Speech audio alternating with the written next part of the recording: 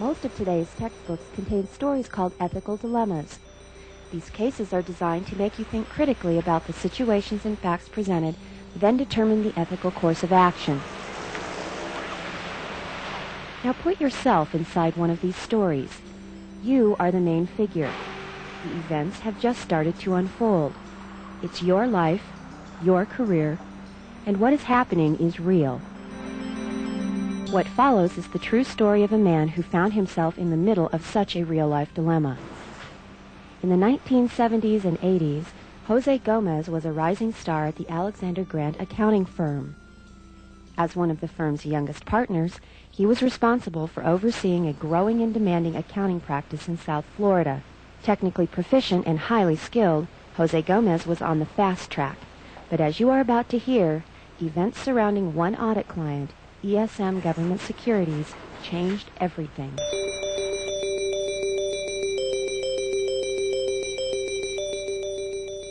My name's Jose Gomez. I'm former South Florida managing partner for Alexander Grant & Company. At the time I was involved with the firm, it was the ninth largest accounting firm in the United States. And we're here because I had an event take place in 1985 when a client of mine was revealed to be bankrupt. It caused a near collapse of the Ohio banking system. It affected also the Maryland banking system because of the way they insured the savings and loans in those two states. My client had for a number of years been issuing fraudulent financial statements with my knowledge. In 1975, the firm, specifically the Fort Lauderdale office, had a client group called the ESM Group, which was ESM Government Securities, ESM Securities, which was a registered broker-dealer, and ESM Financial, which was a company owned by the principals that owned the other two companies that was involved in real estate investments. Because it was an area that requires some specialization, they asked me to review the work as part of the review function in the office. This coincided with the time when I was shifting towards practice development from just the technical side of it. So I reviewed the work, performed up in Fort Lauderdale, signed off on the financial statements, did, I think at the time, a thorough review job of the work that was being presented.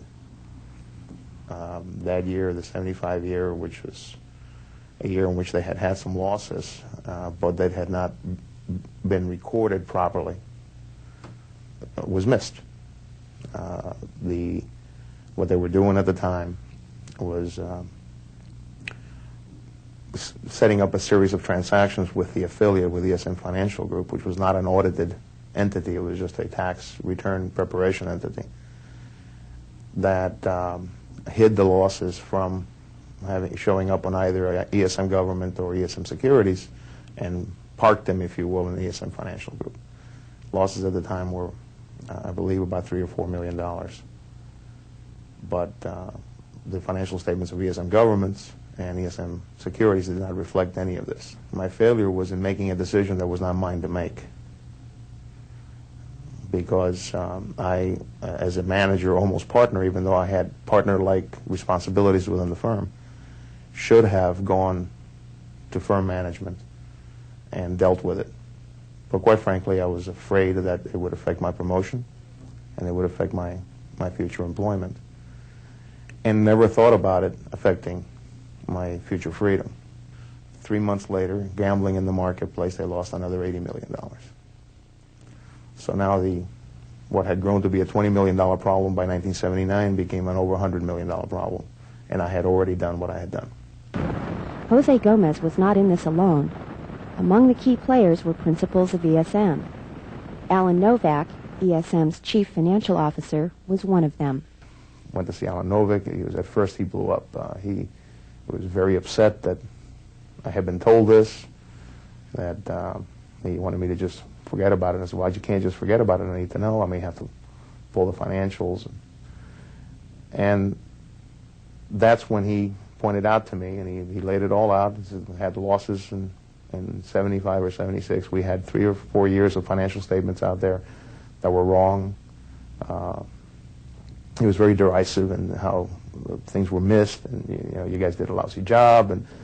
And when he really had me down, and I said, well, we have no choice. We're going to have to pull these financial statements. He said, well, how is that going to look for your partnership coming up?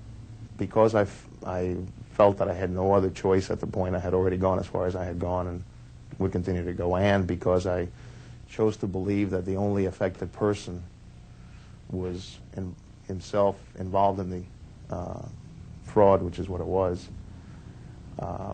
I resisted taking any action. I just let it continue. It became very easy year after year to just sign off on the financials and have it go on another year.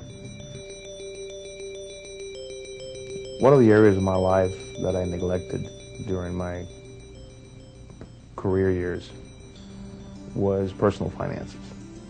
I was always sure that I was going to make more in the future, and it's okay, I'll borrow it now and I'll pay for it later because I'll make more later. It's a thought that's not novel, and it goes on to this day. The change towards public involvement, community relations, socializing with the movers and shakers of the area has a price. The price is and not always compensated by firms and reimbursed costs.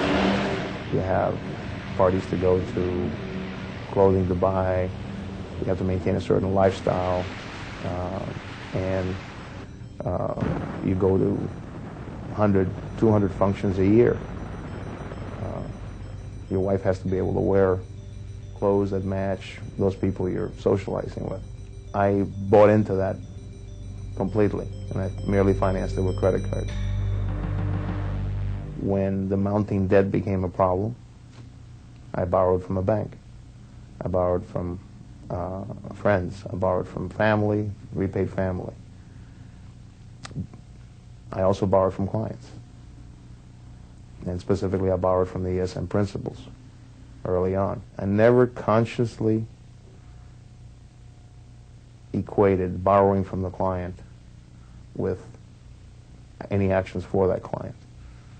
And in fact, had borrowed from the ESM principals long before I became aware of the fraud. But once I did, that was just one more mark against it. Anything I did after 1979 to stop ESM fraud would surely lead towards accusing me of taking money from these people. The loans provided by ESM eventually amounted to $200,000. In 1984, a couple of things happened. Number one is Alan Novick died of a massive heart attack on the day after Thanksgiving. He was the mastermind for all the records and how things were handled. And he, I think he alone was the one that was able to keep it going. When he died is when I first became concerned about what the future was going to be for ESM, which is kind of strange considering 3 or 4 years had passed where I had thought about this opinion the way I had. But with Alan gone, it almost seemed like the end would be near. In early '85, while we were completing the '84 audited financials, the president of Home Savings was in contact with us, trying to make sure that the financial statements were going to be filed on time because he needed them for his regulators and so on. We made drafts of the financial statements available to him early February. It doesn't matter when, just somewhere around the first couple of weeks of February. On February 28th, we issued our final opinion, and it was forwarded to Home Savings and others. That's when I first became aware that there may have been other things going on. I got a call from the president of Home Savings, a fellow by the name of Shebel, who was asking me very pointed questions about the financial statements and the footnotes and who the affiliated, let me backtrack. On the financial statements, we did disclose the transactions with the affiliated company. We did not disclose that the company was insolvent. We just disclosed that those transactions were in place and what the amounts were. He began to ask very pointed questions about these balances and who the affiliate was and what was the